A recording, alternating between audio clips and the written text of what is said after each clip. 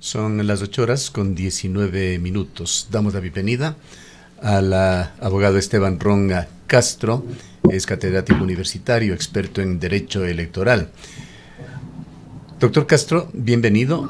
Hay inquietud en el país sobre cómo se va a dar el cierre de campaña el día de hoy por parte del presidente de la República tras la ambigüedad de esa sentencia, decisiones, insinuaciones que hizo la Corte Constitucional sobre los decretos 500 y 505.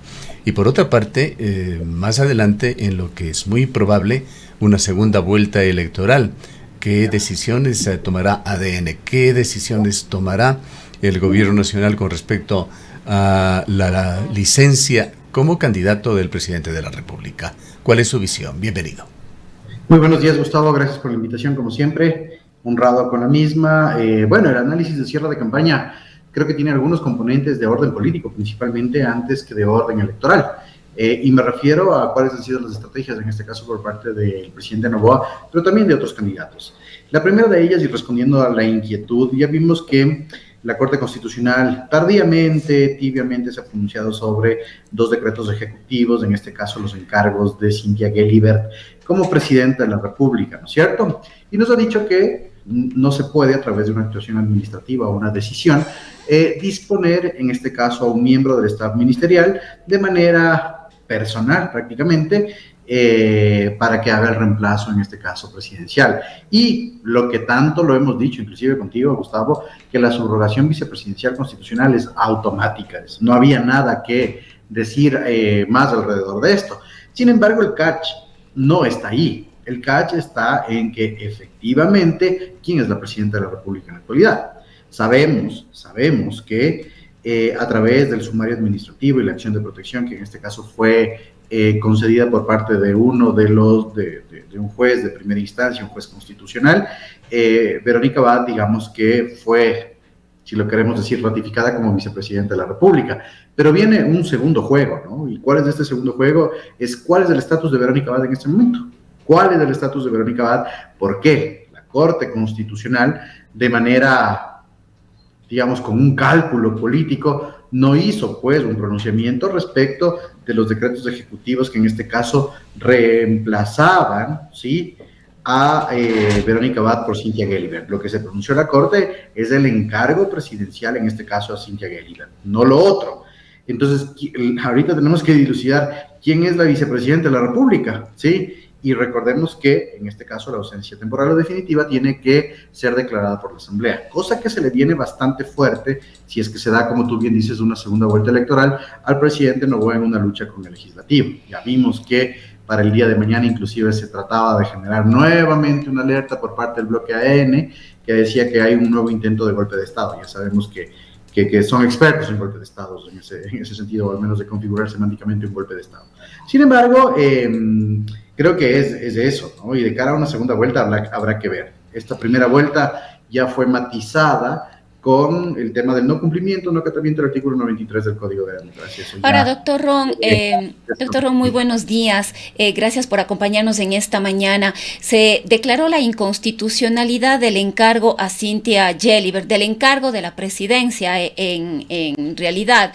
La pregunta es, ¿cuáles son las implicaciones de esto? Porque le escuchamos al ministro de Gobierno, al señor de la Gasca, haciendo sus interpretaciones y prácticamente saliendo airoso de esta resolución de la Corte, diciendo que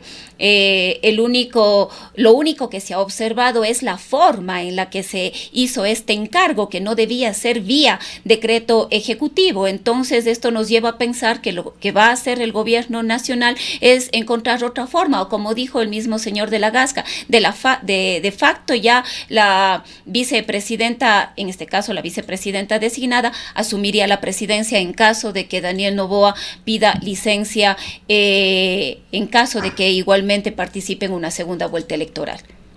Claro que sí, Rosana, justamente, y mira, que hay que también hacer un estudio, o por lo menos hacer una referencia a cuál es el rol que cumple el ministro de la Gasca, ¿no? El ministro de la Gasca asume un rol, él como ministro no es intérprete de la Constitución, sino que tiene que hacer una aplicación directa de la misma. artículos 423, 24 y 25 de la propia Constitución establece que todo servidor público, y como ejemplo, dentro de la jerarquía del servicio público, se tiene que ser una aplicación directa de la Constitución. Eso ya lo sabemos. Pero obviamente el ministro de la Gasca tiene un rol político a jugar como ministro de gobierno, es decir, dar la mejor interpretación que le pueda favorecer a los intereses políticos de, en este caso, gobierno, ¿no? Entonces, obviamente, el ministro de la Gasca ha señalado que no le preocupa la sentencia, perdón, en este caso el dictamen de interpretación o de constitucionalidad de la Corte Constitucional, porque lo único que ha hecho es ratificar que Cynthia Gelibert es la vicepresidenta de la República y que el encargo no se puede dar de esa manera directa, sino que opera automáticamente. Ahora aquí la pregunta es si efectivamente se ratifica que Cynthia Gelibert es la vicepresidenta. Lamentablemente en este momento no hay otro acto administrativo, político o constitucional que diga lo contrario, lamentablemente, ¿sí? Porque además la Corte Constitucional, y esto es lo que yo decía, Rosana, hay que hacer un análisis integral, ¿sí? Partimos de eso. Dentro de este análisis integral es claramente que la Corte Constitucional y de manera previa dijo que no se va a pronunciar en este caso sobre sobre la ausencia temporal de Verónica Abad, porque dijo que es un acto administrativo sin fines generales, ¿sí? Sin efectos generales, y que por eso no se puede pronunciar. La Corte ya toreó ese tema previamente, ¿sí? Ahora que con el dictamen de inconstitucionalidad del encargo y de la forma, como dice el ministro de la Gasca, algo se diga, lo previo ya está y la Corte no se va a pronunciar. Eso es lo que no nos estamos dando cuenta en el país, ¿sí? Que en este caso fue declarada la ausencia temporal de Verónica Abad y hay un encargo a Cynthia Gelibert, ¿sí? Y en el caso de que opere la subrogación presidencial automática, es decir, el presidente diga, me voy a hacer campaña, entrará Cynthia Gelibert. Es de eso lo que está pasando. Ahora, ¿sí? doctor Ron, la pregunta también es si es que se le puede solicitar a la Corte Constitucional una ampliación o una aclaración respecto de este dictamen, porque hay muchas cosas que a la final no quedan tan claras y dan cabida para interpretaciones e interpretaciones. Yo creo que, mira, no cabe, Rosana, una ampliación sobre los dictámenes de constitucionalidad. Se podría presentar otra acción, pero la Corte Constitucional, ¿qué me va a decir? Yo ya me pronuncié. Lo mismo. Lo mismo, exactamente lo mismo. Y es lo que te decía, estas demandas de inconstitucionalidad de los decretos que encargaban a Cynthia Gelibert también adolecieron en un momento, en un determinado momento, y no hicieron que la Corte Constitucional se pronuncie sobre otros puntos de derecho que debía pronunciarse. Por ejemplo, el tema de la fuerza mayor, ¿sí? El tema de la fuerza mayor no se pronuncia diciendo que no es una interpretación constitucional, pero efectivamente recalca y dice la fuerza mayor no es pues que el elector confunda un acto de gobierno con un acto proselitista. Eso no es fuerza mayor, ya lo hemos hablado hasta la saciedad. Y pero, hay doctor Ron, perdóneme sobre este tema, una insinuación para que el Tribunal Contencioso Electoral actúe. También, claro, y dijo que la Corte Constitucional no se va a pronunciar sobre las posibles infracciones electorales y que sería el Tribunal Contencioso Electoral el que tiene que actuar. Claro, esas dos son las opciones complementarias que existen dentro de este dictamen. Pero, nuevamente, la Corte no me dice nada del problema político, mejor dicho. El problema político es quién es la vicepresidenta de la República en este momento. Y vemos que, de acuerdo a las declaraciones del ministro de la Gasca, se buscaría nuevamente un tema de fuerza mayor para posesionar nuevamente, o digamos en este caso, ratificar o materializar que Cynthia Gelibert es la vicepresidenta de la República. Ahora, ¿qué pasa, debido a una no posesión de Verónica Abad? ¿Qué pasa mientras tanto, doctor Ron, con Verónica Abad? José de la Gasca insinuó también que se va configurando una ausencia definitiva de la vicepresidenta de la República. Y también hay esta otra situación que se dio el día de ayer, que no sé qué relevancia tenga, cuando el juez del Tribunal Contencioso Electoral, Guillermo Ortega, llevó adelante una audiencia declarando en rebeldía por su ausencia a la vicepresidenta de la República. No se conoce la fecha para este fallo, pero sobre todo, ¿qué consecuencias podría traer esto? Muy bien, a ver, en primer lugar, estatus jurídico actual indeterminado, ¿no es cierto? Verónica Abad no se posicionó como miembro del cuerpo diplomático en Turquía. Digamos que en ese caso el gobierno va buscando que se declare una ausencia definitiva a Verónica Abad. Otra cosa, Gustavo, muy importante señalar. Los decretos ejecutivos que en este caso nombraron a Cynthia Gelibert y que declararon la ausencia temporal de Verónica Abad no han sido tocados. Mientras no haya no haya un acto jurídico de pronunciamiento judicial que determine lo contrario, siguen vigentes. La Corte ya dijo que no se va a pronunciar sobre la inconstitucionalidad del decreto ejecutivo, en este caso, que encargaba la vicepresidencia a Cynthia Gelibert por tratarse de un acto administrativo sin efectos generales.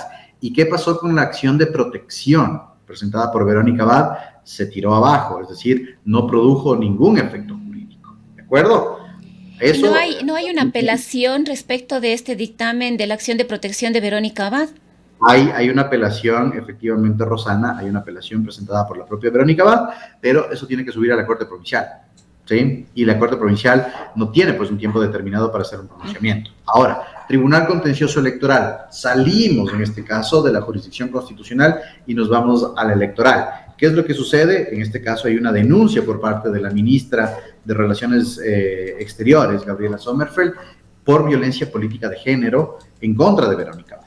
¿Qué es lo que sucede con esto? ¿Sí? Ya sabemos que presidente y vicepresidente de la República no pueden ser destituidos vía electoral, pero pueden suspenderse sus derechos de participación política, ¿sí? Si es que, en este caso, el juez Ortega determina en primera instancia que ha existido esta infracción, digamos que Verónica Abad tendría la suspensión de los derechos de participación política y no podría ejercer cargo público.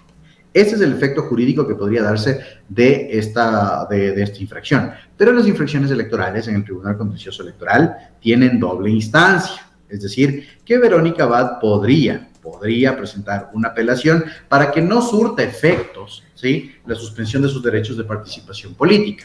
A diferencia de la jurisdicción ordinaria, en la jurisdicción de justicia electoral, si es que se apela una resolución que tiene doble instancia, se suspenden automáticamente los efectos de esta, ¿sí?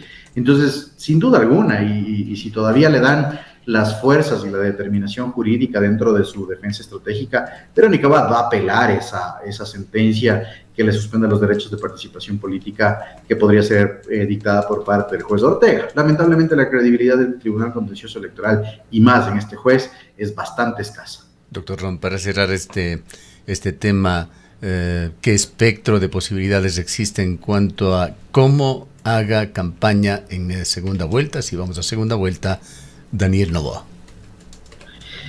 A ver, se cambia absolutamente todo, ¿no? Los dictámenes de inconstitucionalidad de los decretos ejecutivos por no encargo automático cambian toda la circunstancia. La determinación principal va a ser quién es la vicepresidenta de la República, si Cynthia Gelibert o Verónica Abad, y yo creo que en ese sentido ya le resultaría más complicado hacer este bypass del artículo 93 del Código de la Democracia. Creo que esa es la perspectiva. Además, recordemos que también tuvo otra ventaja el presidente Noboa, ¿sí? ¿Cuál es esta ventaja? Que lamentablemente, y esa es otra cosa que no se dice, ¿sí?, la Corte Constitucional hasta el día de hoy, ¿sí?, y el día de hoy que se acaba la campaña electoral, no se pronunció, pues, por el decreto de estado de excepción por conmoción interna. Y recordemos que, Gustavo, según el artículo 207 del Código de Democracia, las restricciones, en este caso gubernamentales, para incidir en campaña se eliminan por estar en conmoción interna. Y la Corte Constitucional hasta ahora no se ha pronunciado. Entendemos que hay un resorteo en el pleno de la misma para que se presente un proyecto, pero con ese resorteo también nos dará cierta luz, o esperemos que así lo sea, la Corte Constitucional, y digamos que se eliminan en este caso las posibilidades gubernamentales de hacer campaña. Entonces cambia el escenario, Gustavo, y la lucha estará en la determinación de quién es la vicepresidenta de la República. Culminemos, doctor Ron, con otro tema comentado. El presidente de la República muy temprano, el día de ayer, en las redes sociales, anunció que va a continuar con firmeza en la lucha contra la corrupción, y el día de ayer, ya prácticamente sobre el cierre de la campaña, ha concretado también con el envío de una nueva reforma parcial a la Constitución para que la medida de prisión preventiva se aplique en forma inmediata en casos de terrorismo y delitos afines. Hemos escuchado ya a algunos constitucionalistas, a expertos en derecho penal también, que esta iniciativa gubernamental para reforzar la prisión preventiva por estos dos delitos chocaría con dictámenes que se han dado ya por parte de la Corte Interamericana, que además este tema algunas disposiciones que estarían en estas reformas propuestas por el presidente de la República han sido ya previamente negadas, por lo menos en 2 ocasiones, por la Corte Constitucional.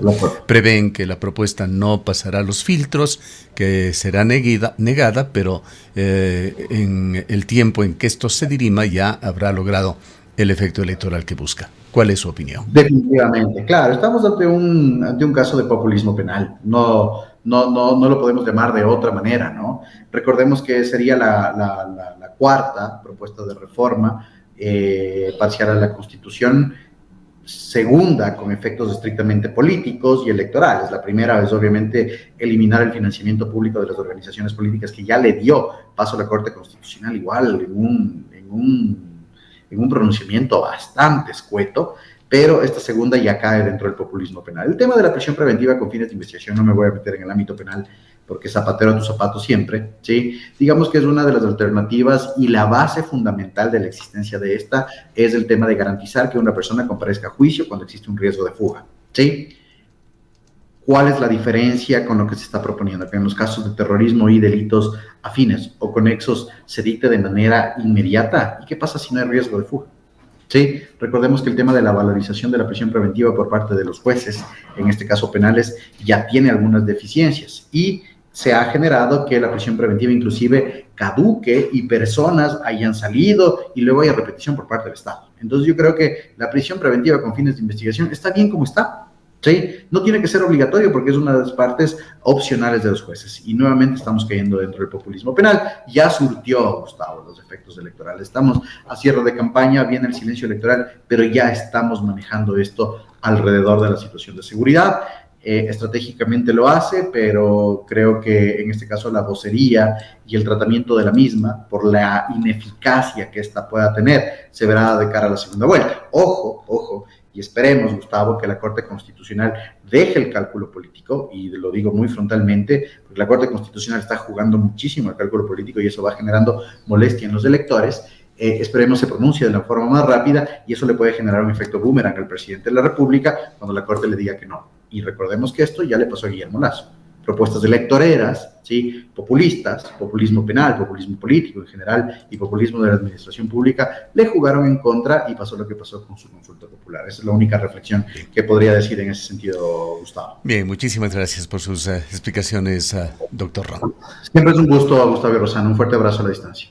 Han escuchado al abogado Esteban Ron Castro, PhD, decano de la Facultad de Jurisprudencia de la Universidad SEC de Ecuador, experto en Derecho Electoral. Son las 8:37 minutos.